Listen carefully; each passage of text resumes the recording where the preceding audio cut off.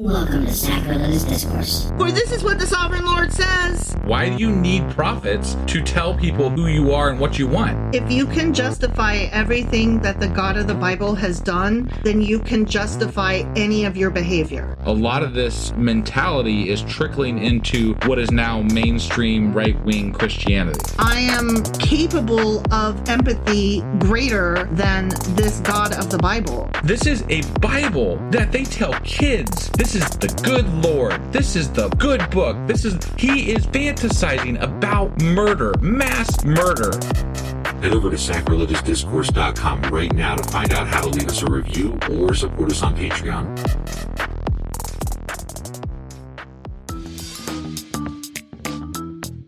Hey there, sinners and saints. It's your favorite Bible-bashing duo from Sacrilegious Discourse, and we need your help. That's right, folks. We're raising funds for some heavenly equipment and a studio that doesn't sound like it's in the depths of hell. Our current setup, let's just say it's more apocalypse than audiophile. So if you want to hear us dissect the Bible without the background noise of demonic squirrels, chip in a few bucks. We're aiming for $5,000 to upgrade our audio and build a studio worthy of blasphemous banter. Donate today and help us spread the good word of atheism. You can find a link right on our homepage, sacrilegiousdiscourse.com. Every dollar counts. Even if it's from your collection plate.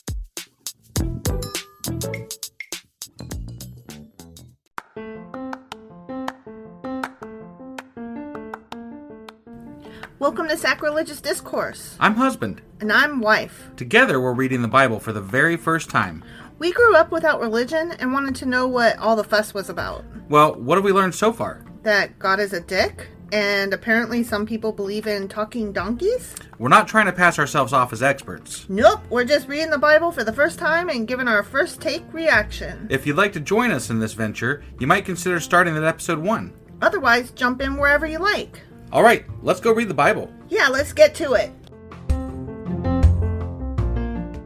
Husband! Wife! Do you remember what happened yesterday? Well, or on not Friday? Yesterday. Right. On Friday, we were reading Isaiah chapter 57. That is correct. I don't honestly remember exactly what happened, but I do remember we ended up talking about death a lot.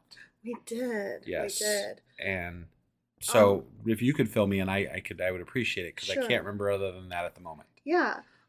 Chapter 57 was a lot of don't practice idolatry, don't worship those things, don't fuck under green trees, don't sacrifice kids. And then on Saturday we were like, hold on, what, green trees? Yeah, we figured and out then some it was stuff about the green trees. Christmas trees and all kinds of stuff. That's right. Yeah, if you didn't check out the Q&A, it's definitely worth it. Mm-hmm. So that being said, I do want to mention real quick that it's odd timing, but after we got done having our episode on Friday, and we talked a lot about death and the consequences and how we feel about it, I had a very dear friend of mine pass away just last night, actually. And it's been rough today, so we didn't do our normally scheduled Patreon episode. We are doing this episode, but I did share, he's a musician, and he was just an absolutely fantastic guy. I did share the Patreon episode. It is public for everybody, so if you go to patreon.com/sacrilegious discourse, you can listen to his music. And you don't have to be a contributing Patreon member. You can just go there and hear his music. Yep. So I'm just trying to get through today and through this episode, but I'm managing. And anyway, that's what I got for today. We're going to be diving into what again today? Isaiah chapter 58. All right, let's do this. Okie doke.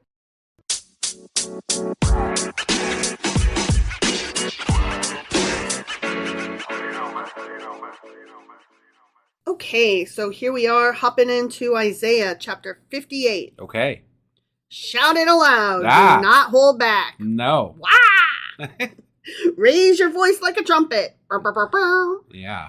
Declare to my people their rebellion, and to the descendants of Jacob their sins. Isaiah's about to tell you what for again. Right. You suck, you suck, you suck. Yep. You worms, you fucking mountain.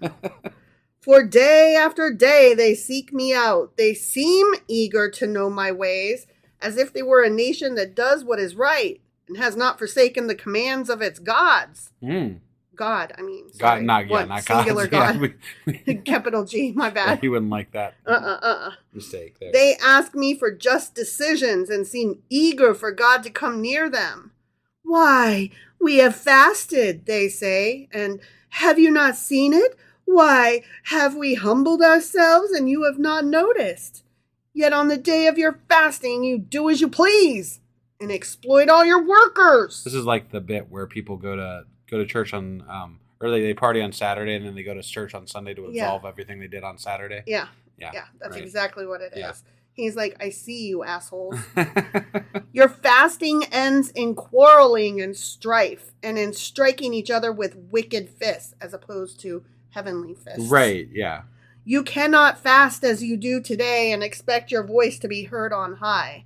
This is about works versus faith. Like, Right. if you have faith, you'll want to do the works. If you're just doing the works without faith, then they're empty gestures, so don't do them. Which is one of my biggest complaints about religious folks today. Yeah. They don't generally do the quote-unquote works. They do the going to church works. Yeah. But they seem to just be habitual and empty.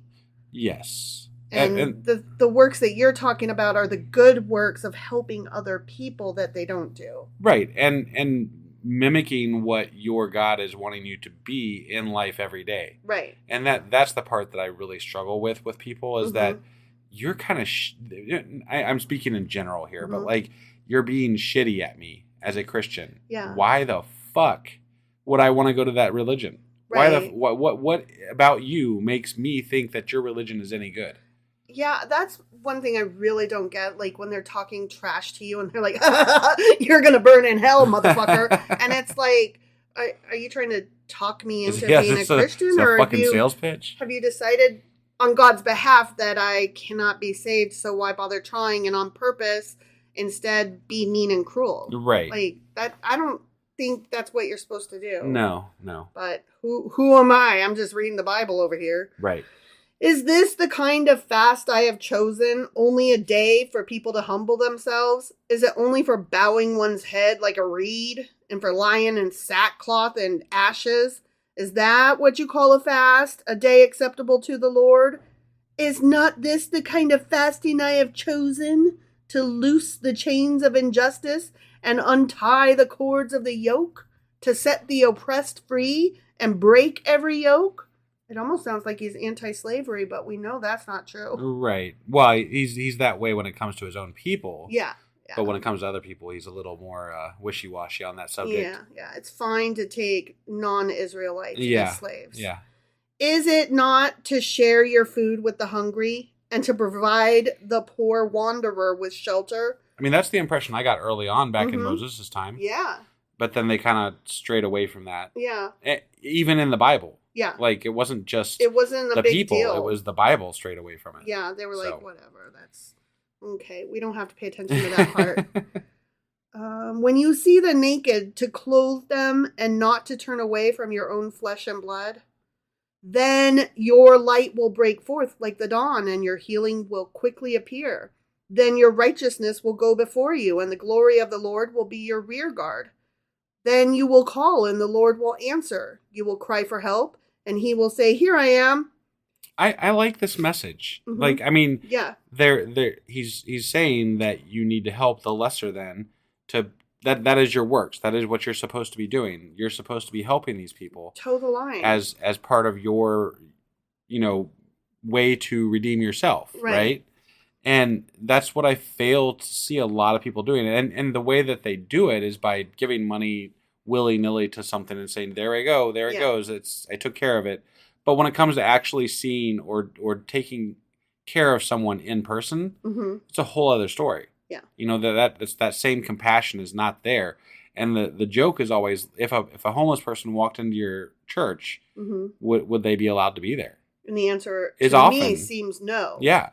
I mean, I know that the few times that I went to church with my mom, I was expected to dress a certain way. Right. And I'm like, what kind of God is that? Like, you're supposed to be talking me into this, I'm not talked into this if you're telling me I can't wear t-shirt and jeans, or if I, need to have had a shower that morning and did my hair and put makeups on. Right. Like, I'm sorry. That sounds like a fucking show-off dress club. Like, that's not what I signed up for. Churches were known for helping poor get unpoor and help them get back on their feet. Wouldn't you think instead of just sleeping on the street, people would go to churches? Exactly. But no, they probably have the fucking cops called on them. Right. So exactly. If you do away with the yoke of oppression, with the pointing finger and malicious talk, and if you spend yourselves in behalf of the hungry and satisfy the needs of the oppressed, then your light will rise in the darkness, and your night will become like noonday. So be the light you want to see. Sure. Be the change kind of thing. Right. The Lord will guide you always. He will satisfy your needs in a sun-scorched land and will strengthen your frame. You will be like a well-watered garden, like a spring whose waters never fail, not a spring like in a tiger's tail. Oh, yeah. Which is bouncy, trouncy, flouncy, pouncy, fun. Right. Yeah. Not that kind of spring. Okay. Right. It's a silver spring. Right. Okay. Your people will rebuild the ancient ruins and will raise up the old age foundations. You will be called repairer of broken walls, restorer of streets with dwellings. Okay. Take these broken wings and learn to fly again. But this is part of the rebuilding of their, because they're coming back from exile where all their shit was fucking destroyed, basically. Yeah. There was something in my notes that pointed out the fact that they called it ancient ruins instead of just broken ass buildings. Yeah. Tends to maybe suggest that this was written, way after the exile. Why would they be calling them ancient ruins instead of just old ass broken buildings? Well, they were writing this 200 years after the Isaiah shit. So I mean, even if it's been 100 years, the stuff's going to look like ruins. Yeah. That's what I'm saying. It goes hand in hand with that. Right. Yeah. So yeah, that tracks. Sure. If you keep your feet from breaking the Sabbath and from doing as you please on my holy day, if you call the Sabbath a delight and the Lord's holy day honorable, and if you honor it by not going your own way and not doing as you please or speaking idle words, then you will find your joy in the Lord, and I will cause you to ride in triumph on the heights of the land and to feast on the inheritance of your father Jacob. The mouth of the Lord has spoken. The end.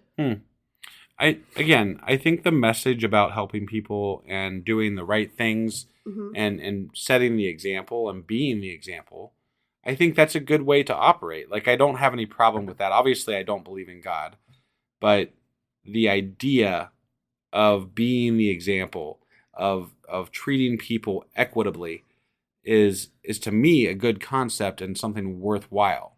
Well, it's how a solid society is formed. Right. We are a team. We help each other. We're only as strong as our weakest link. Sure. We're not all free if even one of us is not free, Yeah. That kind of thing. For sure. Yeah. But I mean, all in all, I think that was a decent message. That was a decent message. I'll allow it. Overall. Right. Yeah. Right. I'll allow it. Sure. It wasn't directed at me because I'm not a believer. Right. So. Nor am I. But there's worse things we've read. Yeah. So. Yeah. I agree with you there. All right. Well, that was Isaiah chapter 58. Sure as fuck was. Which means that tomorrow we'll be back with Isaiah chapter 59. All right. We'll see you guys then. Bye.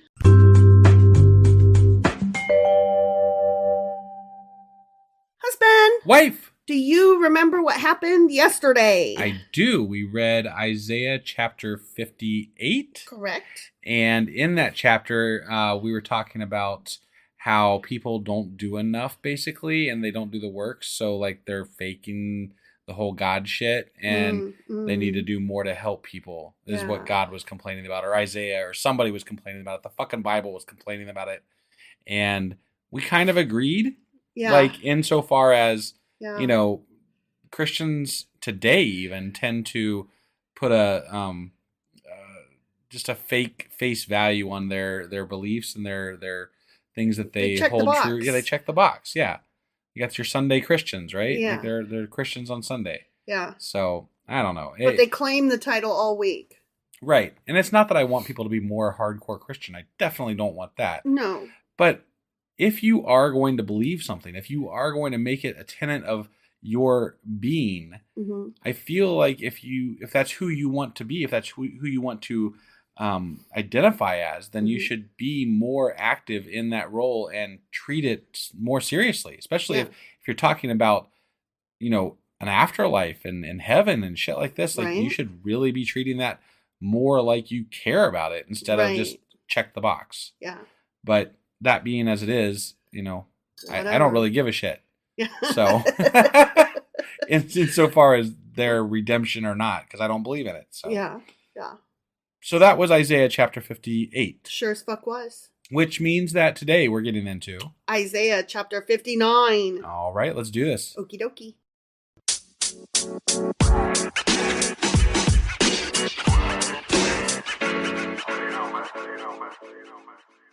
All right, let's get into Isaiah chapter 59. Okay. And let us not forget that we are in the end stages of Isaiah, Trito Isaiah. We sure the fuck are. I'm so glad. This has been a long book. It really has, comparatively speaking to what we've been in recently. Yeah. It just keeps going. It's like the fucking Energizer Bible.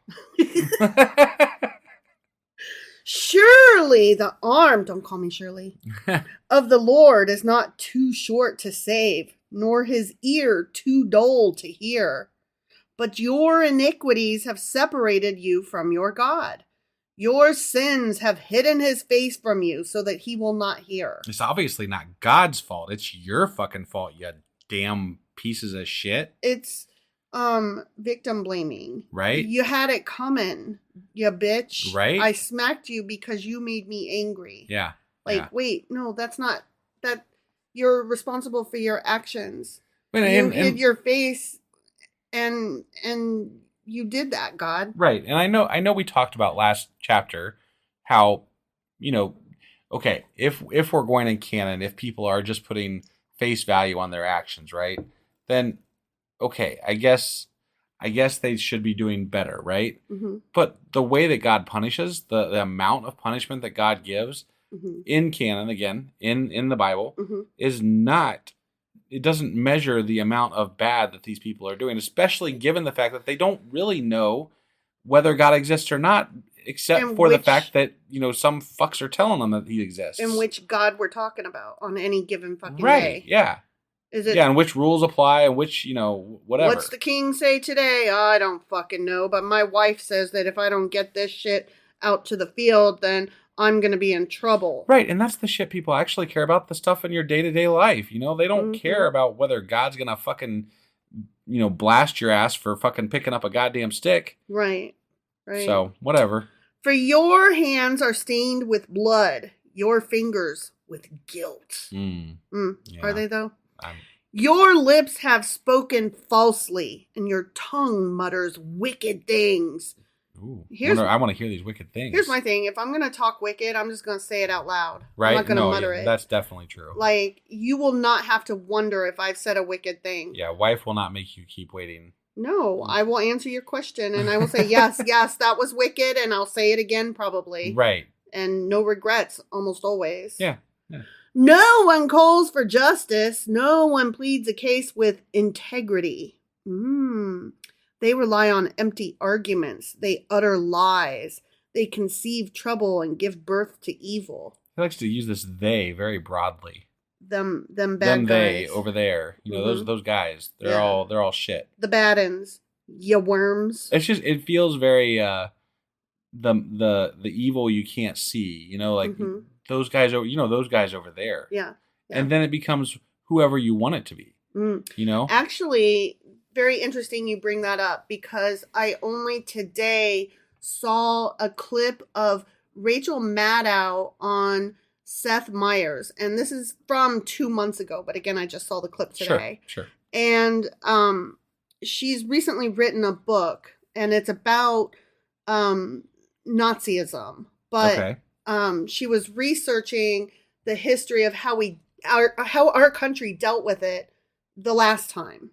Sure. And trying to understand, where did we stand on that? And how did we were divided at the time. And I didn't know that. Most Yeah. Americans don't know that, I think. Oh, well. Because I love history, so. Well, she was like kind of not floored necessarily, but just like, this is not what they teach us in school. Right. And she's an educated woman, She's not my favorite newscaster, but I really appreciate her learnings. Yeah. Like, she's very well studied. Well, essentially, I recall there was at some point in our history, and I'm gonna butcher this a little bit, but there was a presidential candidate, and I'm trying to remember.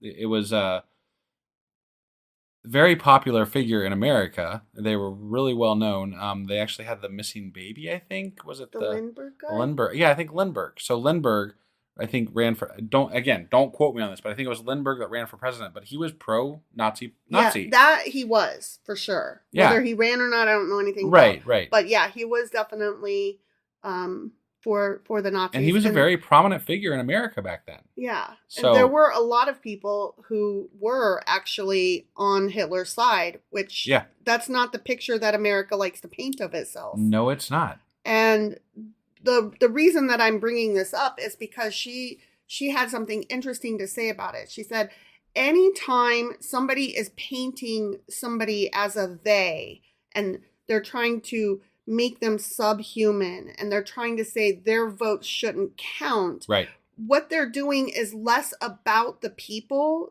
that are less about the people that are on the receiving end of that, and more about trying to say, we don't actually want a democracy. We want fascism. Right. They're creating a scapegoat so that people can just get on board with, essentially removing certain people's rights. Yeah. To give other people more rights. I found that so interesting. Like, I never put the two together, even though they always come together. Yeah. But I didn't quite, I knew they came together, but I didn't quite get the correlation. That there's a reason why fascists are always just racist, or they're anti-LGBTQ, or they're, whoever they can point the finger at that day and say they shouldn't get a vote and we should be in charge. Because it's popular to have a scapegoat and someone to hate. Right.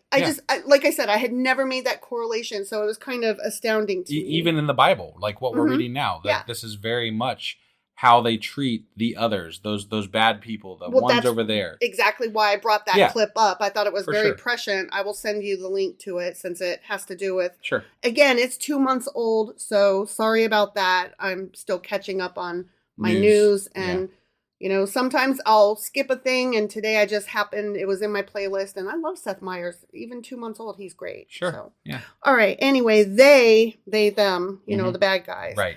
Hatch the eggs of vipers and spin a spider's web. Damn. They are Such subhuman evil, fucks. So horrible. Whoever eats their eggs will die. Oh, man. And when one is broken, an adder is hatched. Wow. You know what an adder is? It's a poisonous snake, I believe. Yeah. A venomous snake. Yeah, sorry. There's a difference between poison and venom and toxin. I apologize. Yeah. One may have venom, but it's not a poison unless you ingest it. Okay. Or something like that. Isn't it possible to ingest venom?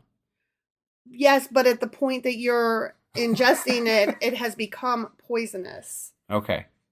Got it. And yeah, there's a whole thing. I'm just curious. It's kind of like one of those petty differences between I am nauseous. No, you're actually not. You are nauseated. Well, that's why I said what I said. Right.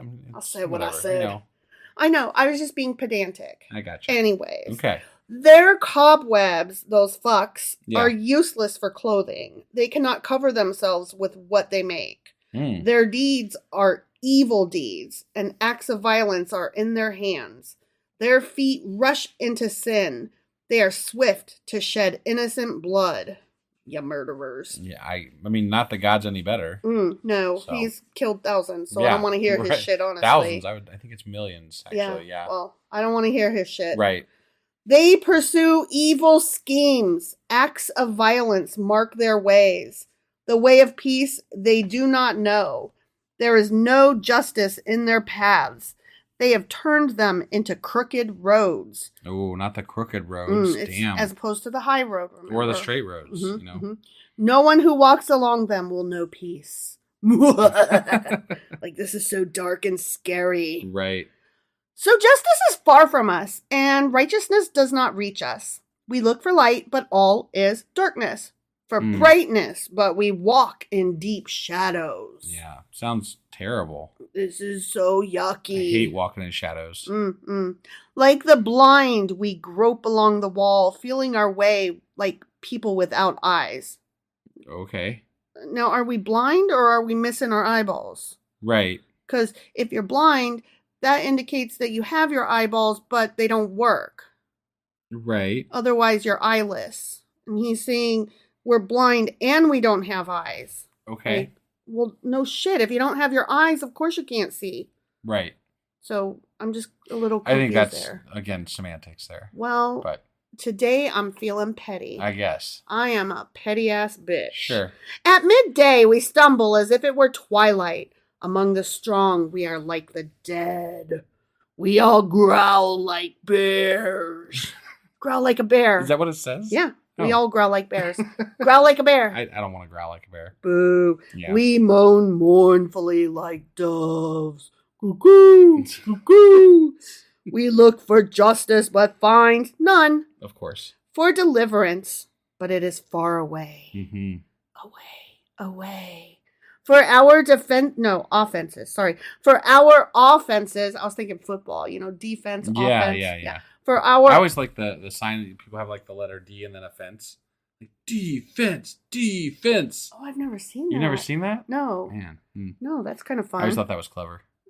Clever. I mean, insofar as a chant at a fucking football game. right, but like to bring a piece of a fence with you and a letter D and hold them up like defense, Okay. it's clever. You think? It was clever the first time it was done, that's for sure. Okay. Or not. Apparently, wife thinks I'm not clever. Well, you were getting That's not all clever. over my shit about the stuff that I was pointing out. Yeah. So now I'm getting onto your shit about the Okay. stuff you're All right. pointing out. I got it. For our offenses are many in your sight. Not offenses, offenses. Right, yeah. Anyway, we got a lot of them. Yes. And our sins testify against us. Our offenses are ever with us, and we acknowledge our iniquities. Okay. So this is like the lamenting of the nation. This Sure. is like, we suck. We collectively are trash. Okay. We are the mountain and the worm. Right, Yeah. right. Rebellion and treachery against the Lord, turning our backs on our God, inciting revolt and oppression, uttering lies our hearts have conceived. So justice is driven back, and righteousness stands at a distance. Truth has stumbled in the streets. Honesty cannot enter. Truth is nowhere to be found, and whoever shuns evil becomes a prey. I would feel really pissed if I was like a decent, good human being in this time frame that they're talking about, and they're like, "No, we all sucked, so God just didn't talk to any of us." I'd be like, "Wait, no, you all sucked. I didn't suck, I was just over and God here, still didn't talk to me. So maybe He's the asshole." like, I'm just over here minding my fucking P's and Q's. Right. I fed the hungry. I, took care of my family. I did the things I was supposed to do. Right. I planted a garden or whatever. Yeah, and God said Himself that He gets sick of this stuff and doesn't do things He for turns whole nations. Yeah. Because He just can't deal with it or Because he whatever. does collective So he just- punishment. He does collective punishment, and it's bullshit. It is. It's lazy parenting. Yeah, especially if you're an omniscient, Yeah. omnipotent, omnipotent. Sorry, God. Omnipotent, omnipresent, Yeah, there's omnitemporal. too many omniblab. Right. Yeah. Like, you're all knowing, and yet you can't single me out. Supposedly, you know each of us and every cell that is in us and the hairs on our head, and you know all the names of the fucking stars. Right, but honestly, when he's talking, it sounds like he knows none of us. Yeah. So He's like, I don't think he can really collectively- make up his mind. Collectively, you suck. Sorry about the losers in there that actually were decent. My bad. Whatever. Right. Yeah. Die. Yeah. The Lord looked and was displeased that there was no justice. Mm. He saw that there was no one. He Not was a one. appalled. Not a one. He was appalled that there was no one to intervene. What about Isaiah? Isaiah's intervening. What about God? Why can't God intervene? Well, yeah. I'm just He saying. could, yeah. Yeah.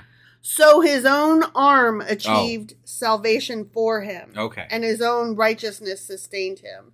He's like, I'm so awesome that I am just going to sit in my awesomeness while y'all stumble around in the dark down there. Right. I'm good up here, though. Yeah. It's I've like, got my own righteousness. I got my own good. It's like he's sipping on Capri Suns, looking down at the desert, and people are like, you know, starving and dying of thirst in the desert, and he's like, like, dude, you suck. You're an asshole. Right. He put on righteousness as his breastplate. Now he has breasts. And the helmet of salvation on his head. I want the helmet of salvation. He's got a head. I mean, God did build us in his image, so. That is true. Or we built him in our image. Well, more like. Yes. He put on the garments of vengeance, because that's godly and nice. Right. That's loving. Yeah. And wrapped himself in zeal as a cloak. Okay. Yeah, he did. Okay. Fucking zealous fucks. Right? Some of of these traits don't sound that great. I don't like zeal. I don't either. I really don't. I suppose it depends on what you're, zealous about. No, the word zealous has too much. It's like the difference between the word fan versus fanatic. You know what I mean? Like, you can be a fan of Supernatural, but then you got your fucking crazy fanatics, and they're gonna, like, nitpick you, and they know every single fucking episode, and if you get a character's name wrong, they will troll you. You know what I'm saying? True. Like, there's fan versus fanatic. Right. You start talking to me about zeal and zealotry, and I'm like, absolutely not. Right. You are over the line, sir. Okay. Back off. All right. All That's what the word has a connotation for me. Sure. I could be mistaken. I was sitting here the whole time trying to come up with a good version of what zealotry would be, and I couldn't think of anything right off the top of my head. So, I mean, do you do anything zealously? Even something you enjoy? Do you play chess with zeal? Are you zealous about it? No. I mean, I guess that's what I'm saying. Like, I love putting stickers in my planner. I love making lists. I mean, I think that is fun. Like, that is enjoyable and relaxing. Do I do it zealously, though? Do I do it with zeal? I don't think so. I don't know. I need a guide as to where exactly zeal sits on the whole, fanaticism line. It sounds too close to fanaticism for me, and I'm just not for it. Okay. According to what they have done, so will he repay wrath to his enemies and retribution to his foes. Vengeance is not nice. It really isn't. We teach our 4-year-olds that. So what the fuck, God? And later they talk all about forgiveness and things. Mm-hmm. So, I mean, where's that? We're not there yet. Right now we're still like, kill, kill, kill. Right. He will repay the islands their due. The folk that... Wait, because they're bad? Well, I thought they were bringing them in. Last time we were bringing them in. Last chapter, we were like, get over here. Y'all are all welcome. Watchmen, you suck. Let them in. But now it sounds like he's going to punish them. Now he's like, fuck those islands over there anyway. Jeez. Them coastlands can suck a dick. From the west, people will fear the name of the Lord. And from the rising of the sun, that would be the east. Yes. They will revere his glory. For he will come up like a pent-up flood that the breath of the Lord drives along. I mean, he did that once, remember? He did. He did a real flood. Yeah. But, at least according to the Bible. Yeah, probably not a real flood. No. Yeah. But anyway. Yeah. The Redeemer will come to Zion, to those in Jacob who repent of their sins, declares the Lord. As for me, this is my covenant with them, says the Lord. I wonder if he had to feel somebody's thigh. He's making a covenant. Whoa, whoa. My spirit who is on you will not depart from you. Oh, please get off me. And my words that I have put in your mouth. Oh, please don't put things in my mouth. Will always be on your lips. Do not touch my lips. On the lips of your children and on the lips of their descendants. You nasty. From this time on and forever, says the Lord, the end. Okay. All right. This chapter was it goes back to everything we've always talked about with the Bible, and God is just all over the fucking place all the time. He's such a bipolar mess. And, one minute he's punishing, the next minute he's redeeming, and it is back and forth the entire way through the Bible, and especially through Isaiah. Like, Isaiah's been just a fucking back and forth. It's an emotional roller coaster. Good and bad and whatever, the whole fucking time. And God is like, I'm perfect. I do nothing wrong. And then he's like, but I did turn my face away from you guys. Right, but he doesn't see that as bad. Right, but it is, though. We see it that way, sure. But he's like, well, if you guys were bad, I was totally justified in doing that. I can do whatever I want. And yeah, he's God, so he can't do any wrong. Well, and we aren't allowed to question the wrong that he does do. I'm here to be a moral judge. And that guy that we were just talking about, he's wrong. He's an asshole. Yeah. He's wrong. I agree. I don't like that guy. Nor do I. Well, fuck him. Right. So that was Isaiah chapter 59. Sure as fuck was. Which means that tomorrow we'll be back with Isaiah chapter 60. All right. We'll see you guys then. Bye.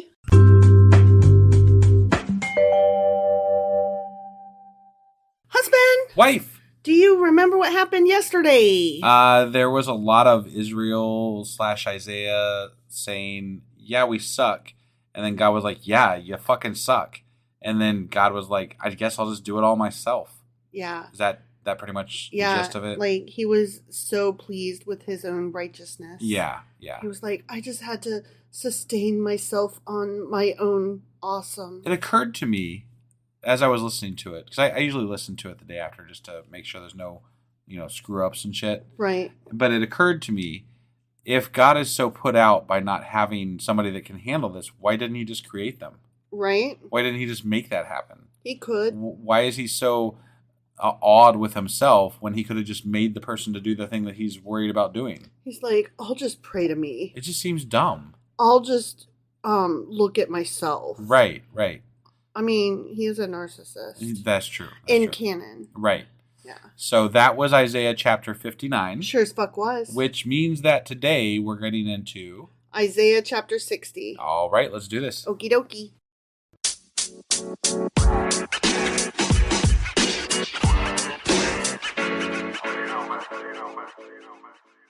Okay, we are hopping into chapter 60 of Isaiah. Okay. We are closing in on the end. Okay. There's only 66 chapters, I think, in this one. Sure. Sounds good to me. And also, we are in the end stages, so we are in Trito. Isaiah. Right. And also, this and I think the next couple, I'll have to double check. I'll get back to you on it. Are referred to as marvelous. Marvelous, huh? They're the marvelous ones. Okay. The marvelous chapters. All right. So they better live up to their namesake there. I'm really excited. I hear this one's marvelous. Let's see how marvelous it is. Okay. Ready? Right. Yeah, I'm ready. Arise, shine, for your light has come, and the glory of the Lord rises upon you. I always have trouble with that arising and shining thing. It's more like arise and fucking be pissed off that I'm awake. And stumble around. Yeah, that's more my speed. Try to find the on button to the Keurig. Yeah. It doesn't help any that we do our podcast like at midnight pretty much every night. Right. But yeah. Yeah. See, darkness covers the earth, and thick darkness is over the peoples. I know he fixed this once before. Mm-hmm. Remember how there was just like darkness and then he created light? Yeah. So he has a solution to this. I'm sure of it. Mm-hmm. Okay. Mm-hmm. But the Lord rises upon you and his glory appears over you. Whee! Get your glory off of me. Ugh.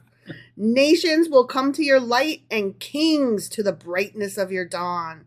Aw, he's so pretty. He's all lit up. Yeah. It's like you're going to see the Christmas lights. Yeah, I was just going to say, like a pagan Christmas tree.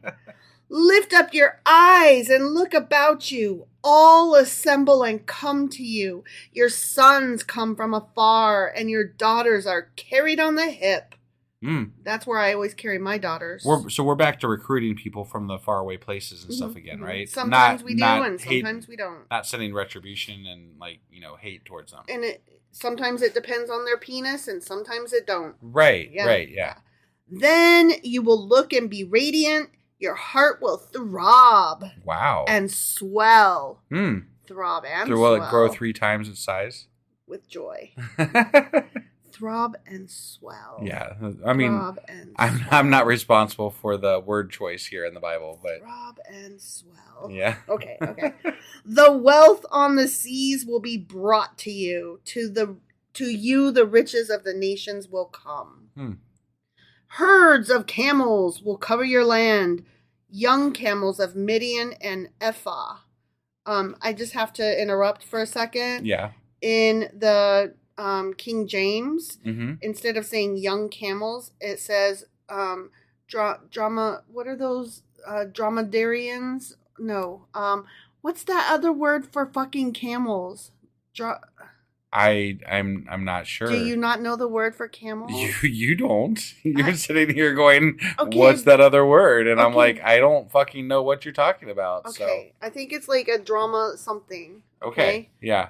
Anyway, it's a fancy word for camels. Got it. It's See, the actual. I don't need a fancy word for camel. I've already got camel. And I'm like, camel works just fine. I really love the word. It's like a drama.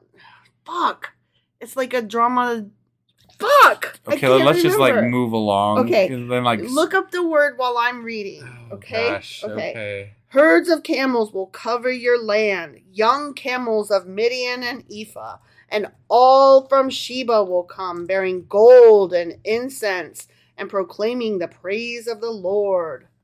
What is it? Dromedary? That's what I was trying to say. Yeah. Dromedary. It's a dromedary. I have never fucking heard that. Are you serious? Yeah. Oh my God. I'm serious. I almost feel smart if I had been able to get the fucking word out. You failed on that one. But hey, I was close. I said a dromedarian. You did, and then I was like drama something. Yeah. Yeah. Okay. Did you hear the bit with the gold and incense? No. I mean, you told me to look something up, so I can't do to that. Let me read that again then. And all from Sheba will come, bearing gold and incense, and proclaiming the praise of the Lord. Wait, Sheba? Are we back in the times of fucking Samuel and stuff? No. Well, but like, wasn't Sheba, or was it? Sheba's a place, not a person. Oh, okay. Well, there was a Queen Sheba, though. No, Queen of Sheba, not Queen Sheba. Oh, that's right. That's right. Yeah, it's a place. Yeah, my bad. It's a place. I think they decided it was in like Africa. Yeah, Ethiopia. Ethiopia. Yeah. So the bit about the gold and the incense, a lot of Christians look at that and they're like, that gold and incense, that's what they carried when the Lord Jesus was born. Why? Because they're like, see? But why that gold and incense? Just because they said gold and incense? Yes. That's their only reasoning there? It's in Isaiah. That's the 5th gospel. For fuck's sake. They said a word I like. Okay, look. They said a word I like. Hypothetically, if we're going with quote unquote Isaiah wrote this, right? We're talking about like 600 to 700 years prior to Jesus' birth. I know, right? And that's even magic. Even if you allow for the fact that some of this was written 200 years before Jesus' birth, you're still talking about gold and incense that survived 200 fucking years just to show up at this fucking child's birth. It's what the wise man's carried. It's bullshit. I mean, it's fucking bull. Like, who the fuck thinks that? Don't you believe in magic? No, I don't. You're so annoyed. This is why I tell you these things. This is what I bring to the table. All Kedar's flocks will be gathered to you. Who the fuck's Kedar? Is that an area too? Probably, and they have flocks. I guess. Okay. The rams of Nebaioth will serve you. Yeah. They will be accepted as offerings on my altar, and I will adorn my glorious temple. That's great. Who are these that fly along like clouds, like doves to their nests? I don't know. Who are they? Hoo-hoo, hoo-hoo. Surely the islands look to me. Here we go with the coastals again. He really likes talking about those islands. Those trash people from afar. I think they really envied the islands, and they're like, we're gonna get them to like us. Yeah, we're gonna make them like us. Yeah, those guys over there, they're so cool, but we're gonna be cooler. They're gonna be jealous of us. They're like, because our God, he's so cool. They're like, they still have their penises intact. Surely the islands look to me. In the lead are the ships of Tarshish, bringing your children from afar with their silver and gold to the honor of the Lord your God, the Holy One of Israel, for he has endowed you with splendor. I see. Do you feel endowed? Moving on. Foreigners will rebuild your walls. Yeah, foreigners get to work. So does that mean enslaving them, or are they just going to come voluntarily? That's what I heard. And their kings will serve you. Yep. Okay. Yes. I mean, I don't know why they would do that other than you conquered them. Yeah. But, that's what I'm hearing. Or they owe you a lot of fucking money. I don't know. One of those two things would be true, I think. Aren't the two kind of interchangeable at that point? Right. But I think they're trying to imply that their God is so glorious that they're just going to willingly come and do work for them. La, la, la, I don't think that's how that works. Love you so, let me build your walls. No. Didn't you hear that song? No, I must have missed that one. Yeah, I just made it up. Yeah. Though in anger I struck you. Yeah, you did. Yeah. In favor, I will show you compassion. You know what? A compassionate person doesn't fucking strike in the first goddamn place. That's called. How about that? It's called fucking abuse. Right? Yeah. Like, oh, did God not know psychology? Was it not invented yet? But I thought he knew everything before everything. He's fucking God. You know, the only thing that we could possibly even hurt of him is his fragile little feelings. Mm-hmm. We can't actually hurt a God if such a thing existed, right? Right. So the worst we could do, the absolute worst, and this is just because he's got such a small ego. Yeah. We could hurt his small little feelings, right? Mm-hmm. But what does he do? He fucking kills us. Yeah. He slaps us. He fucking murders us. Mm-hmm.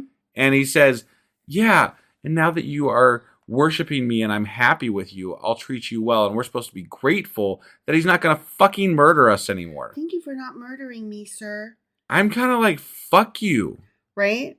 Your gates will always stand open. They will never be shut day or night, so that people may bring you the wealth of the nations, their kings led in triumphal procession. He says you, he means him. Mm-hmm. Mm-hmm. That's what I'm hearing. Yeah. Or the priests mean them. Right. You know, one of those. For the nation or kingdom that will not serve you will perish. Oh, of course. It will be utterly ruined. The glory of Lebanon will come to you, the juniper, the fir, and the cypress together to adorn my sanctuary. And I will glorify the place for my feet.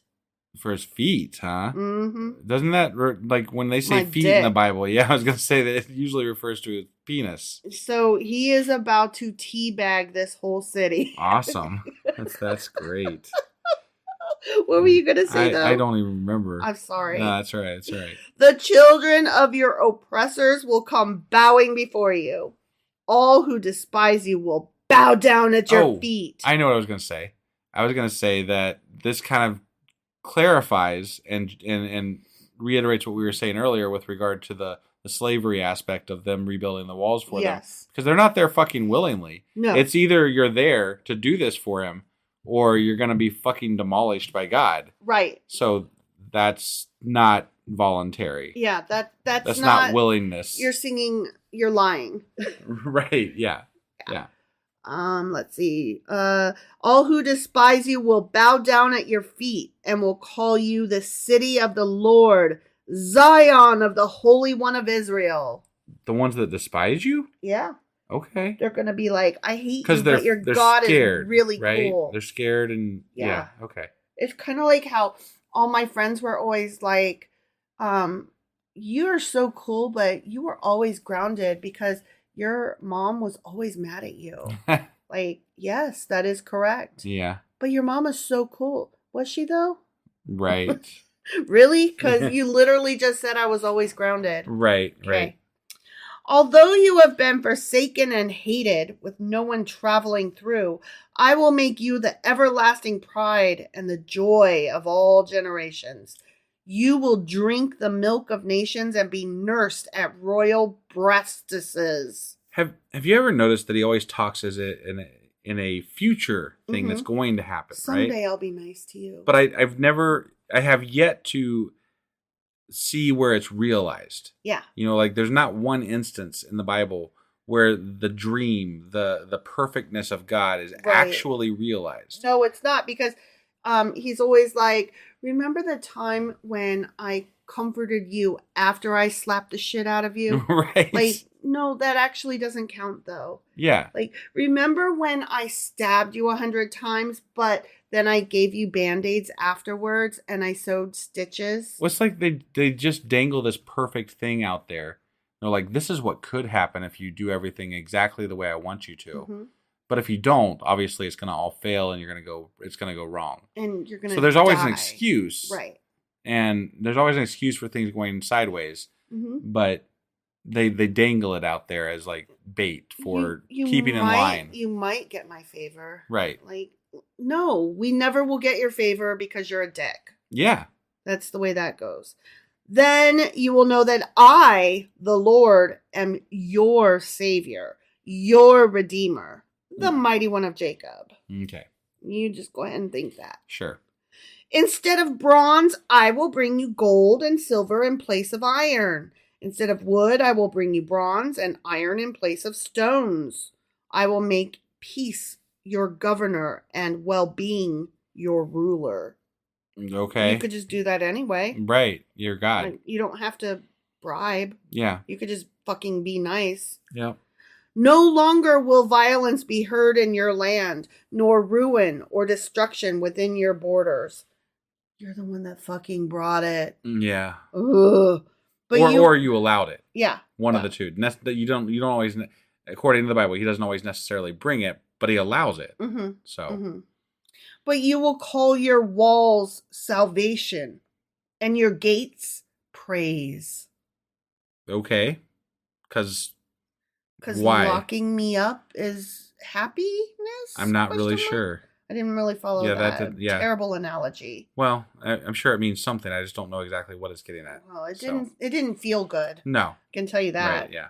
The sun will no more be your light by day, nor will the brightness of the moon shine on you. For the Lord will be your everlasting light, and your God will be your glory. I want some sun. Well, I'm not sure what godlight is like exactly. Well, so. what this is implying is that however bright and good the light of the day is, God's so much better. God is so much better. Yeah, no, I got it. Okay. I wasn't sure you got it. No, I'm annoyed. You're annoyed. With, yeah. Your sun will never set again, and your moon will wane no more.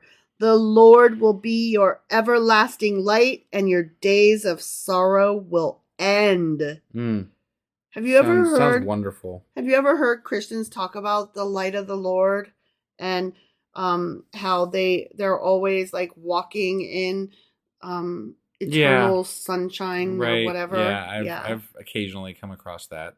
It's like, but are you though?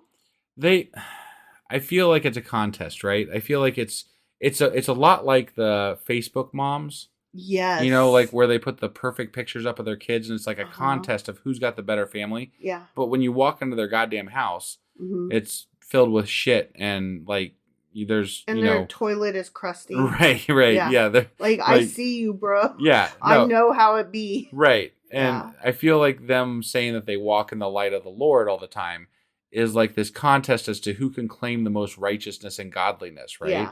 Yeah. And it just feels, it sickens me a little bit when I hear people talk like that. Right. Because it feels, I have this really just, I have this ability to gauge people's genuineness, I guess. Right. And I don't, it never feels genuine. It feels very put on, generally speaking. I'm not saying, a show. I'm not saying that there aren't a few people out there that literally feel genuinely that they are walking in the light of the Lord. I will grant that some people might actually feel that way and walk the walk, right? I would love to follow that person around, though. Yeah, just to see what they're like. How do you handle stress, But generally, it feels very much like a put on and a show. Yeah.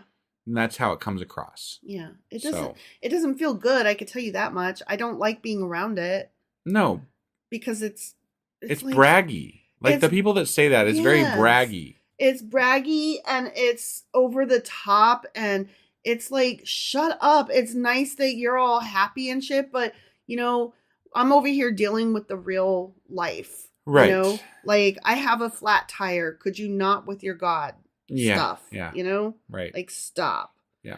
Then all your people will be righteous, and they will possess the land forever.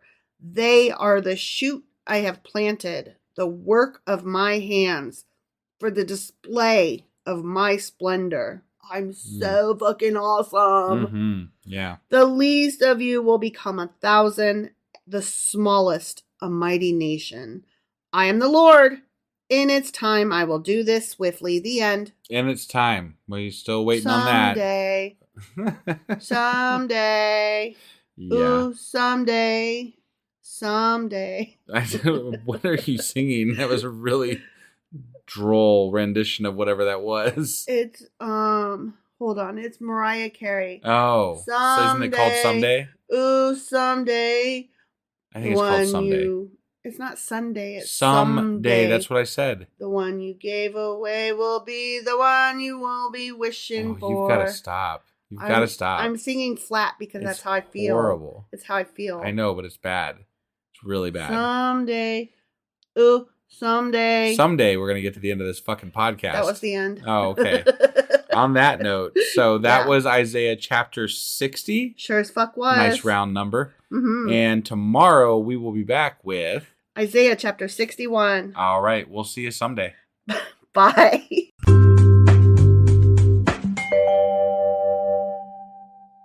Husband. Wife. Do you remember what happened yesterday? Well, we talked about camels and dromedarians and dromedaries. I feel like you're making fun of me. Only a little bit. Because I kind of knew the word that you didn't know at all. I didn't know it at all. You're right. Yeah. And obviously God was back and forth with punishing people and saving people, and he's just, all over the goddamn board. He's a waffling fuck. Right. But the islands, they're either fucked or they're not. I'm not really sure. Haven't figured that one out yet. Much like the poor, it just depends on the day. Yeah. So something's happening with the islands still. Mm-hmm. He talks about them a lot. But was it a magnificent chapter? It was a chapter. Mm-hmm. I don't know about magnificent, but God thinks it's magnificent. He thinks he's magnificent. I don't know that, God thinks he is magnificent, but the chapter 60, 61, and 62 are labeled as the magnificent right. chapters. Right, yeah. So that was Isaiah chapter 60 that we just read, correct? Sure as fuck was. And today we're getting into Isaiah chapter 61. All right, let's do this. Okie dokie.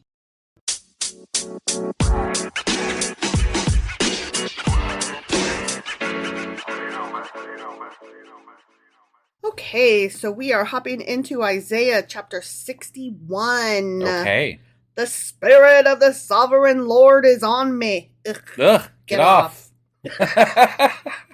I wish that had been planned, but it never is. Nothing we do is planned. So, except for maybe what chapter we're doing. Right. Even that is questionable sometimes. Yeah.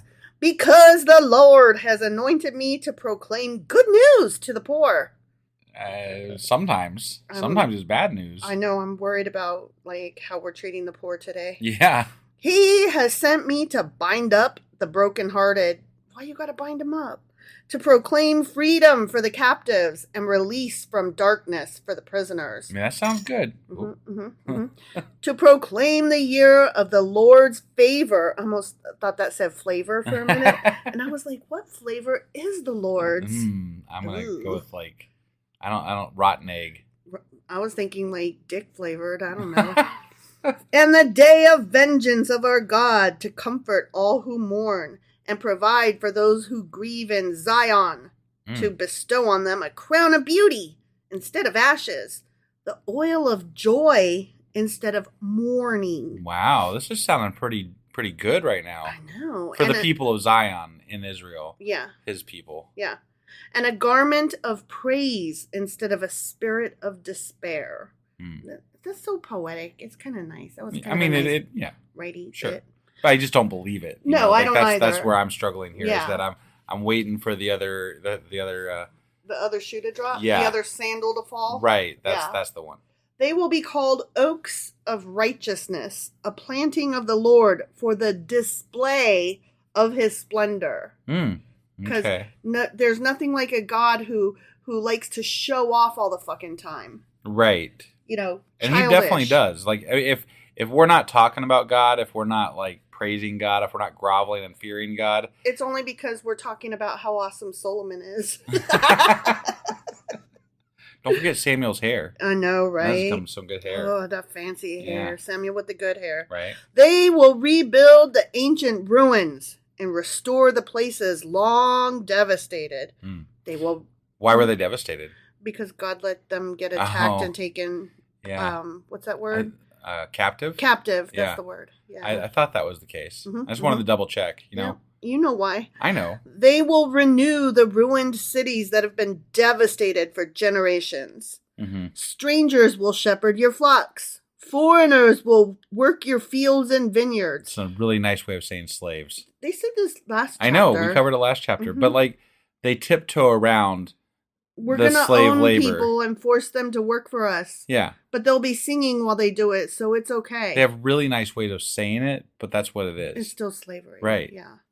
And you will be called priests of the Lord. You will be named ministers of our God. You will feed on the wealth of nations, and in their riches you will boast. Let's just be clear here, because we're going to conquer them and kill them. Yes. And enslave them. And take their goods. We're going to loot and pillage. I just want to make sure that is spelled out. Right. Because they're not spelling it out. Moreover, let's not boast. Right. Yeah. Just Killing chillax. people is not okay, first of all. And pillaging is not okay either. Right. Just fucking sit at home and chillax. Do you remember how bad it was back in the like earlier days of the Bible when they would like burn entire cities to the ground and shit? Like we were like, what the fuck? Yeah, they were some murdery little They were, beasts. but now they just pillage everything. I'm like, okay. And take everybody as slaves. It was almost more point of the matter when they burned it down. Like, it was almost more like, our God said you're evil, so we're, like we want this piece of land and we want to walk on it. And we want to totally destroy you because you're evil and bad, right? Because you're not us. But now it's just like, we don't like you, so we're going to kill you, take your stuff, and enslave you. Yeah. And it's different. There's a different connotation there as far as how that all works in my mind anyway. Well, before it was like, we will kill you, period, the end, you bad fuck. Right, and I'm not okay with either one. No, but now it's like, you kind of suck and we don't like you, but it's more that we're looking for a reason to take your shit. Right. Like, we don't really give a crap that you suck. Yeah. We really couldn't care less. But God said we could take your shit, so we're gonna. And that is very exciting. Right. Because I like your shit. Yeah, and as long as God says it's okay, we're fine. So. So how do we phrase this in such a way as that it looks like God said we could? Yeah. That's the impression I'm getting. That's the impression I'm also getting. Instead of your shame, you will receive a double portion. And instead of disgrace, you will rejoice in your inheritance. And so you will inherit a double portion in your land, and everlasting joy will be yours. Like an everlasting God stopper? Yeah, sure. For I, the Lord, love justice. No, you love vengeance, and that's a different thing. I hate robbery and wrongdoing. What? He's literally telling them to do that. But it doesn't count as robbery if I have decided that those people are subhuman and that we deserve to have their shit. This is the shit that I fucking hate. He is God. He created all people, all of the world, all of the universe. Yet, he created some people as lesser and subhuman and not worthy of redemption. It doesn't make any fucking sense. Well, see, when I asked people about this, what their answer is that, well, honey, it's not that he was for it so much as he was talking to people where they were. That's what they believed. And so God was just meeting them where they were. And I was like, but God could do better. He could teach them to do better. He hardened Pharaoh. I'm going to go back to it again. I use it all the time. He hardened Pharaoh's heart. He changes people's minds. He's able to influence people in dramatic ways according to the Bible. He got pissed off when they weren't following the rules he set forth. Therefore, he has the power to set forth rules and get pissed when the rules aren't followed. Right. But he's not even trying. Let's be honest, he gets pissed even when he makes people do things. Yeah. I mean, and then he's like, I can't believe you did the thing. Why are you hitting yourself? Why are you hitting yourself? There is no appeasing this fucking God. No. I hate robbery and wrongdoing. In my faithfulness, I will reward my people and make an everlasting covenant with them. that means I'm going to put my hand on their dick and cup their balls in my hand. And I'm wondering, we should start counting how many everlasting covenants he's Mm-hmm. done with his people. Yeah, we Because really it feels should. like a significant amount at this point. It really does. And how can anybody keep that many promises? Well, I mean, why do you have to keep making new everlasting covenants? It's Why didn't true. you just make one that was binding for all time? Mm-hmm, mm-hmm. That seems easier. It seems also like it makes more sense. Right, yeah. But what do I know? I'm just a heathen. Sure. Their descendants will be known among the nations, and their offspring among all the peoples. All who see them will acknowledge that they are a people the Lord has blessed. That's great. I delight greatly in the Lord. My soul rejoices in my God. Well, hold on. I got one thing here. Mm-hmm, If you're a group of people who does not believe in this God, mm-hmm. do you give a fuck at all about their God? No. Then why would you be commenting on how they delight in the God and how they, revel in his whatever? And it doesn't. This seems very false. It is false. And not correct, because this is not how it would go down. No, not at all. Okay. For he has clothed me with garments of salvation and arrayed in me a robe of his righteousness, as a bridegroom adorns his head like a priest, and as a bride adorns herself with her jewels. For as the soil makes the sprout come up, and a garden causes seeds to grow, a garden doesn't cause seeds to grow. No, there's a lot more involved than that. The garden itself is just where it is. Yeah. Like the garden is the seeds growing. Right. That's just a weird phrasing. Yeah. So the sovereign Lord will make righteousness and praise spring up before all nations. The end. I mean, on the surface, it could, like, if I felt like this was a worthy God of following, right? Mm-hmm. I could take this better than the way I'm taking it. It's just that we've read the Bible up to here. Right. And I don't believe the fucker. I'm like, you're full of shit. Yeah. And again, in canon, Obviously. as we're talking about this, as we're pretending that God is a thing. Right. I don't believe this God is going to hold up his end of the bargain, because he never has. Right. It's just been, it's so back and forth all the time. It's almost impossible to follow. You can't even keep up with how much he changes his goddamn mind. No. And you said something just then that I really want to comment on. You said, as we're reading this and pretending that God is real. And I have seen atheists that like pounce on that. Like, why are you pretending he's real? That's dumb. He's not. And Right. I feel like you're not understanding what we mean by that. So assuming that you questioning atheist person are listening, here is the answer to that.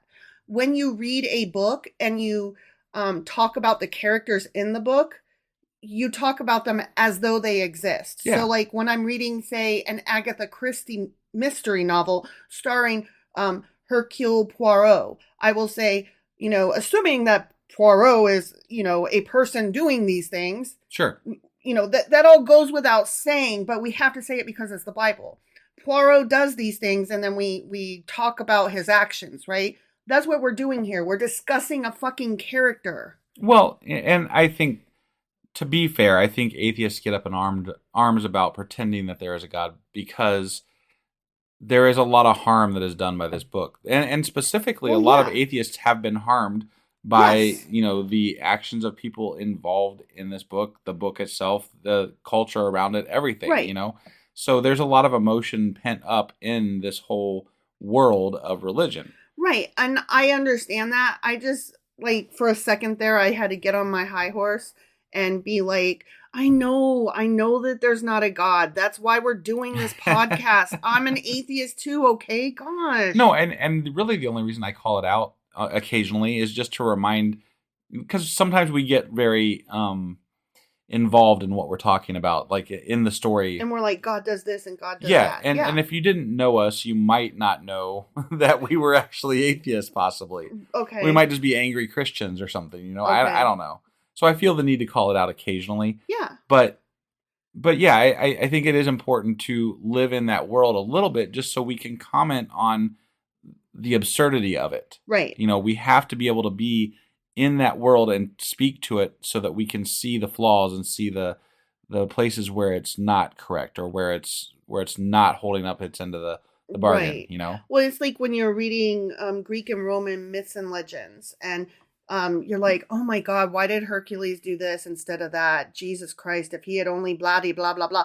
You're talking about the character though as though he's real, and it goes without saying that obviously he's not real. But because this is the Bible, we forget that somebody might hear us and think that we're not discussing a character. Right. Spoiler alert, God's not real. We don't believe in God, and God's just a character, and we're like, ugh, why is he so stupid? This character sucks. Right, yeah. So anyway, that was Isaiah chapter 61. It sure as fuck was. Which means that we'll be back tomorrow with Isaiah chapter 62. All right, we'll see you guys then. Bye.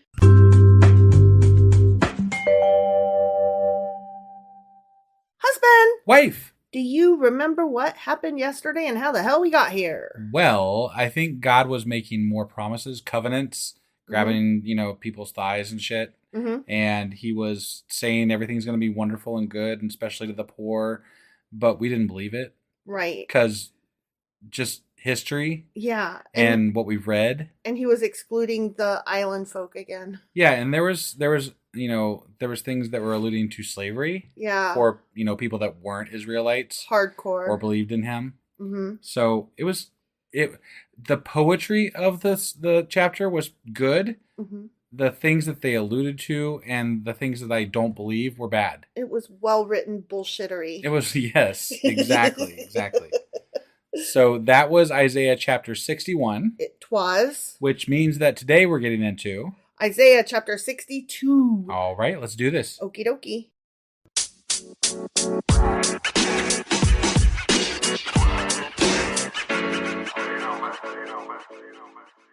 Okay, so we are hopping into Isaiah chapter 62. Okay. Which is a continuation of Isaiah chapter 61. Is this more magnificent? And this is the last of the magnificent chapters. Okay. There were 3 of them. Right. The last chapter, chapter 61, was about good tidings of salvation to Zion. So that's what we're getting into here today. Okay. Okay? Yep.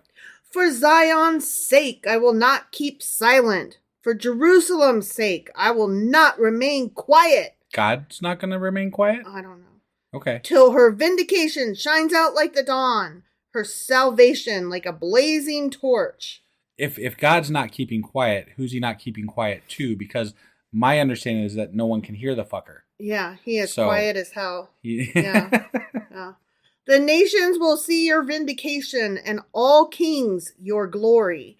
You will be called by a new name that the mouth of the Lord will bestow. What name is that? I'm curious. The mouth, huh? Right, but I want to know the name.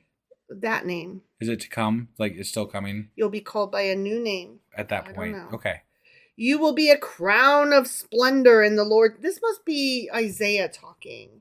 Right? Well, yeah, I mean, we're still in Isaiah, so yeah. Hypothetically, yes, this is all through Isaiah. They've stopped really using him, saying that he's the tool. Right. But it's still, I think, implied by being Isaiah that we're supposed to believe that Isaiah is saying this right. stuff. I mean, we are in the end stages. We are in Trito Isaiah. I forgot to mention. But, I mean, you asked me at the beginning who's speaking. Right. And yeah. I think it's Isaiah, not Isaiah for God. Sure. Okay. But the fact that Isaiah is speaking lost all effect for me when I realized that they're writing this 200 years plus after Isaiah's, long gone. Yeah. At least. Yeah. So. Yeah, I agree. You will be a crown of splendor in the Lord's hand, a royal diadem in the hand of your God. No longer will they call you deserted with a capital D, or name your land desolate with a capital D. But you will be called Hephzibah with a capital H. Hephzibah, huh? Hephzibah. And your land Beulah with a capital B. I am curious about what those are going to mean, because that's definitely got to be in our Q&A. For the Lord will take delight in you, and your land will be married. Okay. As, it's going to be, because that's get married when things are good, they're married. Yeah. Right? Is that okay? As a young man marries a young woman, so will your builder marry you. Builder, a capital B. So God. Yeah. Okay. As a bridegroom rejoices over his bride, so will your God rejoice over you. I see. Because, she belongs to him. He rejoices over his belonging. Right. And given the connotation of how women are treated in the Bible thus far, I don't know that I like that comparison. Yeah, that's exactly. That's not necessarily a good thing for anybody who likes to be human. It sounds like we're about to get fucked. Yeah. That's what it sounds like. Yeah. I have watched... No, I read that wrong. Yeah, real quick, if you ask Mary, we're about to get fucked in more ways than one. Yeah, exactly. I have posted watchmen on your walls, Jerusalem. Remember those fucking watchmen? Yeah, he didn't like them before. Yeah. Okay. They will never be silent day or night. You who call on the Lord, give yourselves no rest, and give him no rest till he establishes Jerusalem and makes her the praise of the earth. What about, even in the middle of the night? I'm trying to sleep here, guys. Yeah, I don't know what any of that means. Be quiet? Shh. I don't. The Lord has sworn by his right hand and by his mighty arm. Okay. That was a colon. Yeah. Now we're quote. Okay. Here's his This swear. is his swear. Yeah. Never again will I give your grain as food for your enemies, and never again will foreigners drink the new wine for which you have toiled, but those who harvest it will eat it and praise the Lord. Eat it. And those who gather the grapes will drink it in the courts of my sanctuary. End quote. Okay. That you would think that as he's establishing this, apparently, in real time, establishing this new Jerusalem, Israel, land of Jacob and all. Hephzibah or whatever. Right, Hephzibah, right. That a legacy like that would endure all time. Yeah. Because never again. Right. Never. Ever. Right. Yeah. And we're all going to look to them with envy and awe. Yeah. Because of their God, right? That puts anti-Semitism right out. It really does, right? That's what I'm saying. Like, this didn't go the way God planned. Are you telling me that the Nazis got it wrong? I'm telling you that even before the Nazis, they didn't have control of Jerusalem because of other reasons. Right. And I don't think this played out the way that the Bible's saying it played out. Yeah, I think God didn't know. I think that humans 2,000 years ago didn't know. Right. Yeah. Right. Pass through the gates, prepare the way for the people. Build up the highway, remove the stones, raise a banner for the nations. The Lord has made proclamation to the ends of the earth. Okay, here's his proclamation. Ready? Okay. Quote, say to daughter Zion, see, your Savior comes. See, his reward is with him and his recompense accompanies him. Okay. They will be called the holy people, the redeemed of the Lord, and you will be called sought after. I see. Capital S, capital A. They like these capital letters here, huh? Yeah. The city no longer deserted. Each of those words was capitalized. Interesting. The end. Okay.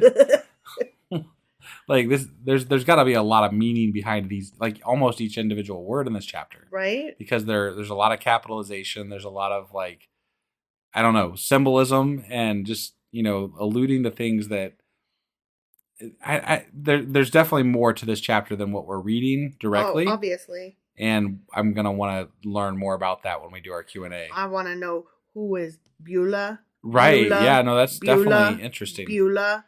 And what was the other one? Hephzibah.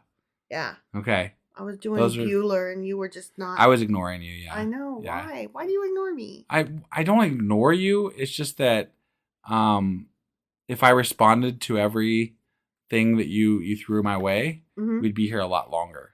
You mean longer than we are right now with me asking you questions and you having Not today, but maybe tomorrow. You know what I'm saying? Like we'll cover it like once every week or two, You're and then this is why you'll let it slide sometimes, but then you catch me up sometimes and like, why didn't you respond to that? And then I'm like, well, because I didn't. Okay. Well, And that's all.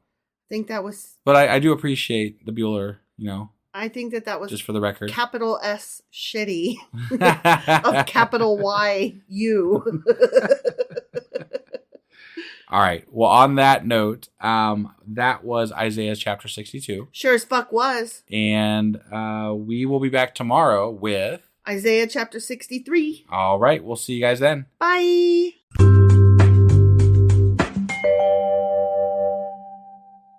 Husband. Wife. Do you know what today was? Well, we just passed the midnight mark, so it's technically not Saturday, but we're going to pretend it's Saturday. It's Saturday night, bitch. It's Saturday night. Yeah, sure. But not only did we fail at getting this out technically on Saturday, we also failed on our last episode where we said that we'd be back tomorrow with the new Isaiah chapter. Right. And it was not correct because it was Friday when we put that out. But we didn't and today's know. Today's Sunday-ish, Saturday night type Anyway, thing. whatever. We're fucked up. We Sorry. fucked up. Yeah, we're all kinds of fucked up. We just can't read a calendar, and I don't think we'll ever get it straight that the day we record is not the day that we record. Post. Right. Yeah. Except for when it is. It's hard, guys. It's hard. It's not. We just are stupid. There's that too. So that means that today's Saturday, which means we're doing Q&A Saturday, a little bit late, not on Saturday, but mostly sort of. Mostly kind of. So what are we Qing and Aing today? Well, this past week we covered Isaiah chapters 58 through 62. Okay. And we are going to talk about the last couple chapters. Okay. Because those were the ones that had a lot of things to say. Because what the fuck? Okay. Yeah. All right. Sounds good. You ready to do this? I am. Let's do it. Okie dokie.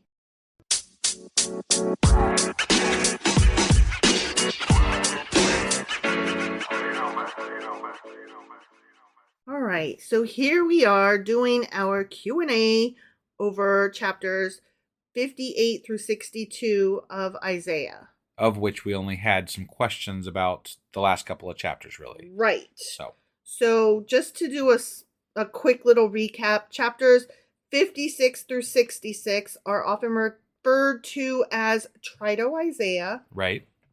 They're the final part of the book, so we're bringing it home. Yep. We're going to finish it up this coming week. Yeah. And chapters 60 through 62 are the three magnificent chapters. And they are often seen as the high point of Trito-Isaiah. Oh. So it goes downhill from here, I guess? Okay. That's sad. Yeah, I don't really... Yeah, the Bible's not real great at wrapping things up or making like stories out of things. So like, I feel like it's going to be a bunch of stumbling to get out of the book. I feel like it'll be fine. It'll be fine. So chapters 61 and 62 are about the good tidings of salvation to Zion. Okay. That's basically what those two chapters cover. They're 62 is a continuation of 61. Got it. Okay. Yeah. So we had questions about Zion's new names, like WTF. Yes. What the hell? Why? What? Right. So here's the thing. The new name for the restored city does not necessarily abandon the old one. Like, for example, note that Jacob was still known as Jacob, even though he was given the new name Israel. Sure. So the new name isn't... It's just an extra name? It's an extra name. Got it. Right. It rather signifies the imagery changes in verse 6 of the city now as the marriage partner of Yahweh, differentiated from its earlier, quote, desolate condition while witnessed by foreign nations. Okay? So the you mean the time when God abandoned all of his people and let them be enslaved and taken for whatever? Yes. Yeah. Yes. So the names that he gives are forsaken, or the names that they were originally were forsaken and desolate. Okay. Okay. Now, forsaken is translated from the Hebrew word azubah, which means desolation. And desolate is translated from the Hebrew word shemama, which means waste. Okay. Okay, so Yeah. we're talking about wastelands, desolate, Right. Bad whatever, bad earth, yeah.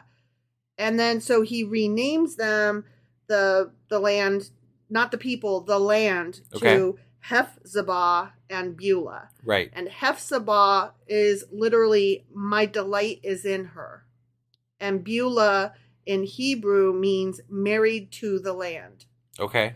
So here is something off topic that you will find interesting. Beulah Park opened in Grove City, Ohio, which is a suburb of Columbus, in 1923, and was Ohio's first thoroughbred racetrack and premier event center. Okay. Oh, Beulah Park, huh? Yeah. At its close in 2014, it was one of only 3 tracks in Ohio to offer live thoroughbred racing. Beulah Park was bought by a developer with plans including single household condos, apartments, townhouse-style condos, a 102-unit senior luxury independent living facility, a 75-unit assisted living building, office and retail space, and a 60-acre park or green space. Okay. I'm not trying to interrupt here, but like, what the fuck does this have to do with the Bible? Because it was called Beulah. Okay. Beulah Park. No, I get it. And other than Ohio, why do I care? Because it's Ohio. We had a Beulah. Because we live in Ohio. That's why Yeah. we're covering this. Yes, I this, thought it was interesting. Okay. Yeah. All right. Grove City Planning Commission gave the development plans a green light in 2017, Uh-huh. and in 2021, the first residents began occupying the 220-acre development that was previously Beulah Park. Okay. It's not called that anymore. I'm sure our fans are riveted right now. I'm sure they are. Yeah. I thought it was interesting because it was open for so long and then it closed and now it's just That happens to things. Yeah. just people live there. Right. Yeah, Right. Yeah. So okay, the Lord promises to protect Zion in verses 6 through 9 of Isaiah chapter 62. Okay. Okay. Yep. One of the words that he uses is watchman, and he says he's Right. gonna set up watchmen, right? Yeah, which was interesting because we had talked about them before, and he didn't like the old Watchmen or whatever. Yeah, so these he are was new like, ones. the watchmen were blind, and I guess now these guys aren't. Now, something that I found interesting, and you might also find interesting, is have you heard of the novel Go Set a Watchman? No. You have. Okay. It is the one that was released by Harper Lee's people who. Oh. Yeah. That, Yeah. And she didn't want it released or something Yeah, like there that? was a whole scandal. It was published in 2015. It was rewritten. It was written before her only other published novel, the Pulitzer Prize winning To Kill a Mockingbird, Right. which was published in 1960. Go Set a Watchman was initially promoted as a sequel by its publishers. It is now accepted that it was merely a first draft of To Kill a Mockingbird, with many passages in that book being used again. Got it. The title comes from the book of Isaiah in the Hebrew Bible. Interesting. It alludes to Jean Louise Finch Scout's Yeah.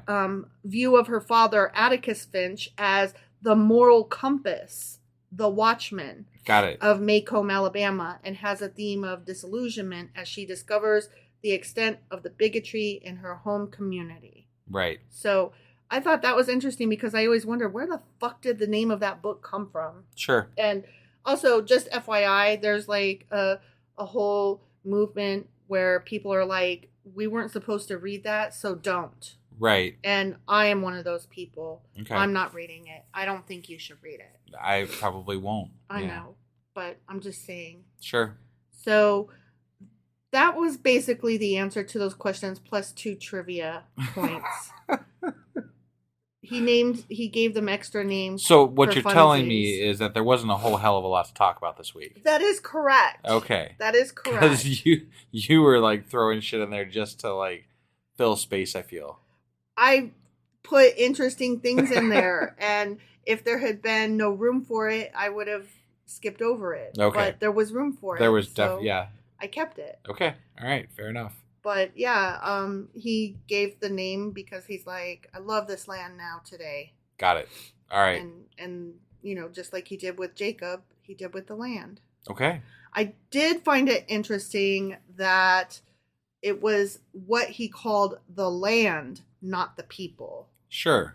Yeah, Which- that is that. There's something there. Yeah, I'm not sure what, Right. but something. Right. Yeah. Yes, indeed. Yeah. So that's all we got then, right? That's all we got then. All I'm right. sorry, there wasn't a lot there, Well, but I did it's answer your question. It's a short Q. Yeah, you answered my question. Mm-hmm. It was a short Q&A, so that is our Q&A today for this Saturday. Mm-hmm.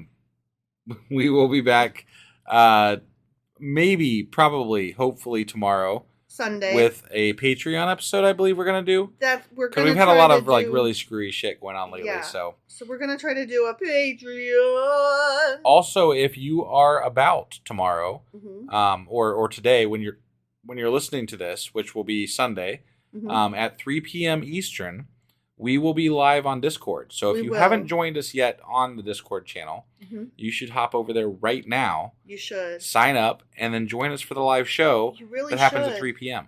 Get over there, assholes. Yeah, we'll be covering Isaiah chapter 63 Yes, on the live Discord. on the live episode, yes. Discord at Correct. 3 Central. Yeah. Eastern. No, what the hell are you? I have no idea. I don't know why I said that. Eastern. I'm gonna 3 p.m. I'm firing wife. Don't fire me. Don't fire me. Talking because- about land development projects and fucking Okay, listen. quoting the wrong goddamn time frames. Okay, listen. If you Time fired zones. me, then all of your mistakes would be that much more glaring. That's true. That's true. Right now, I am your scapegoat. I can't fire you. I know. That's not going to happen. I know. So, anyway, thank you guys for joining us, and we will see you again soon. Yep. Bye. Bye.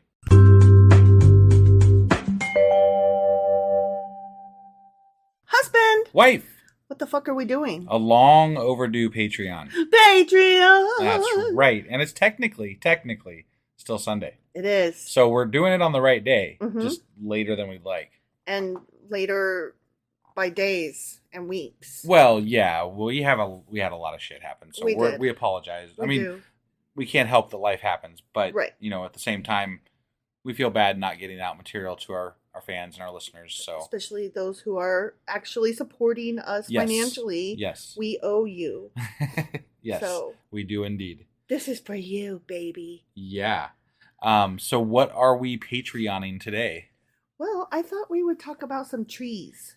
Trees, eh? Mhm, mhm. Any particular trees that we're talking about? The tree of the knowledge of good and evil, the tree of life, and maybe a few other trees we'll see. Okay. Sounds like a plan. Okay. Let's. You ready to do this? I sure as fuck am. All right, let's do it. Okie dokie.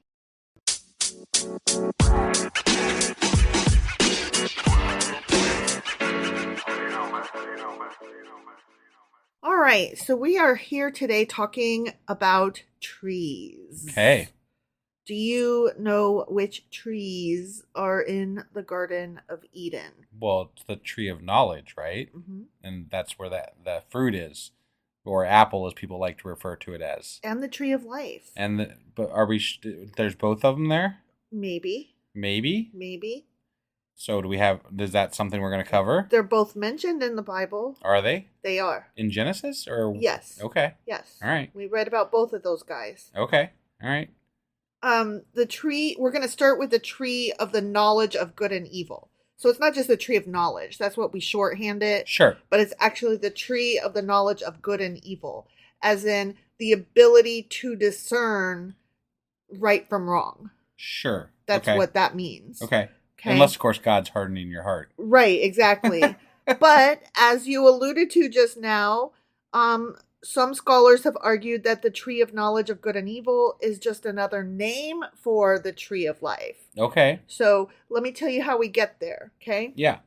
The phrase good and evil may be an example of the type of figure of speech known as merism, which is a literary device that pairs opposite terms together in order to create a general meaning.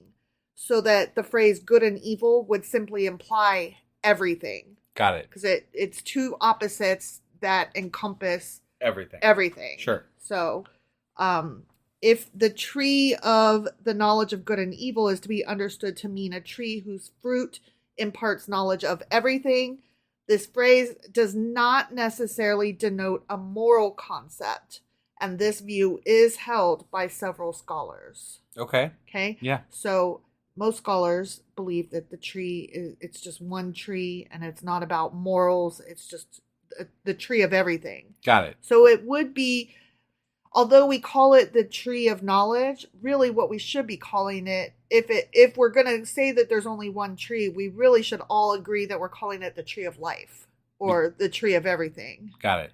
Okay. But whatever. Yeah.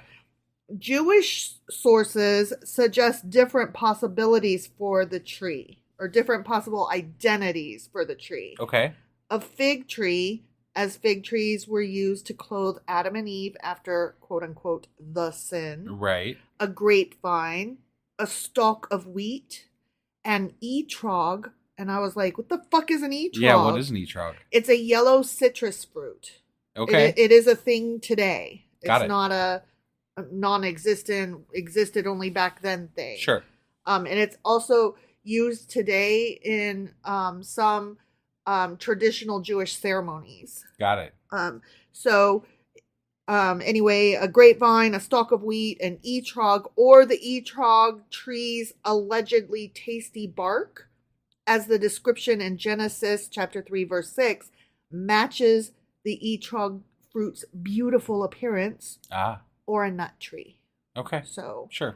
Not necessarily a fucking apple. Right. And when we talked about that back when we were, we talked about it at some other point. I don't remember exactly what we were getting that into. It's not an apple. But it's not an apple. It's Because not an apple. I don't think apples were even that area. No. So No. it definitely is not an apple, or Correct. At the very least, we don't know what the fuck it is. We don't know what the fuck it is, but it ain't an apple. Right. But it might be one of those other.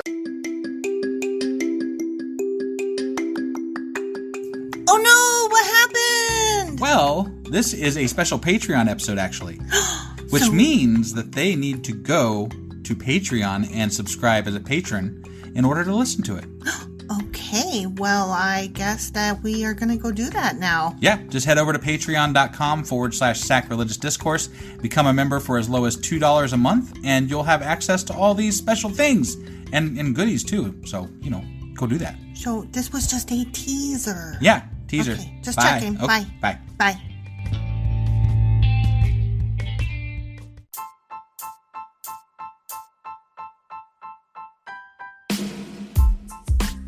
Hey, wife, I guess that's the end? But husband, that's just sad. It doesn't have to be. We are on lots of social media platforms like Twitter. Our handle there is sacrilegious_D. For D's nuts. Oh my god. Stop doing that. Anyway, we're also on Facebook, Instagram, and Pinterest. There's a link to all of our social media sites at our website. Ooh, we have a website? Yeah, it's sacrilegiousdiscourse.com, where you can also find a link to our merch shop. We have a merch shop? Yep, we have podcast-themed clothing, mugs, notebooks, and more, as well as an atheist and science-themed products. Wow, our fans should really go check that out right now. Definitely. They can get in touch with us by sending an email to sacrilegiousdiscourse@gmail.com. But before they do that, we could really use some help. Oh yeah? With what? Well, it's not free running the podcast, and we need some financial support in order to get better equipment, which will free up time so we can concentrate on our podcast and our fans. Okay, so what should they do? Head over to patreon.com/sacrilegious discourse and sign up as a contributor on our podcast. Supporters there receive additional bi-weekly episodes that we record just for our Patreon members for as little as $2 a month. Also, we'd really appreciate it if you would like and subscribe on whatever platform you're using. And Apple Podcast reviews help us out tremendously. Like and subscribe. Leave an Apple review. Join us on Twitter. Support us on Patreon. That's a lot of instructions. Don't forget to say thanks. Thanks. Okay, bye.